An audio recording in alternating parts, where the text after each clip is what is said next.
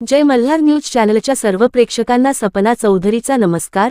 नंदुरबार जिल्ह्यातील अतिदुर्गम भागात असलेल्या धडगाव व अक्कलकोवा तालुक्यात मोबाईल नेटवर्क आणि बंद टॉवरवरून काँग्रेसचे खासदार गोवाल पाडवींवर आमदार आमशा पाडवी यांचा निशाणा। खासदार गोवाल पाडवींनी उद्घाटन केलेले टॉवर सुरू आहेत की बंद? आमदार आमशा पाडवींचा सवाल। नंदुरबार जिल्ह्यातील दुर्गम भागातील बंद असलेले मोबाईल टॉवर तात्काळ सुरू करण्यासाठी जिल्हाधिकाऱ्यांशी चर्चा झाली आहे। खासदार गोवाल पाडवी यांनी उद्घाटन केलेले मोबाईल टॉवर प्रत्यक्षात कार्यरत आहेत की बंद हे तपासावे लागेल। सध्या सर्व व्यवहार ऑनलाईन असल्याने दुर्गम भागात मोबाईल नेटवर्क मिळणे अत्यंत गरजेचे असून जिल्हा नियोजन समितीच्या बैठकीतही नवीन टॉवर उभारणीची मागणी करण्यात आली आहे।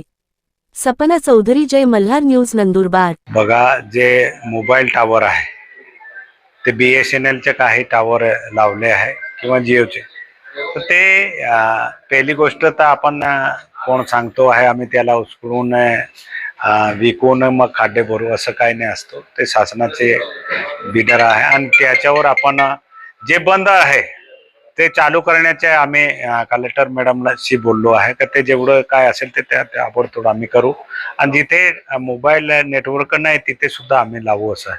जे मागे आपण BSNLचे टॉवर हे केले त्याच्यात आमच्या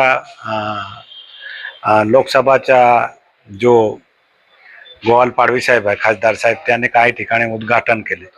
तिथे एक बी आम्ही उद्घाटनाला गेलो नाही होतो कारण आम्हाला बोलवलं नाही, पण ते उद्घाटन केले ते मला ते खासदार साहेबांना विचारावं लागेल का ते चालू आहे का बंद आहे, कारण आपण उद्घाटन केल्यानंतर त्याची जबाबदारी आपली असते का आपण चालू केले किंवा नाही।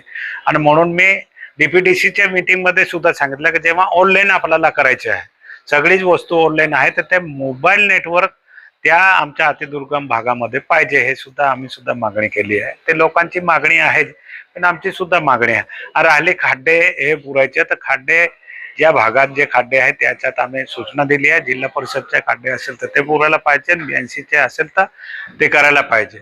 आज त्याच्यावरच चर्चा होती, नगरपालिका असेल किंवा कोणत्याही ठिकाणी तर ते आपण खड्डे पुरायला पाहिजे, तर ते सुद्धा आपण घेतलं।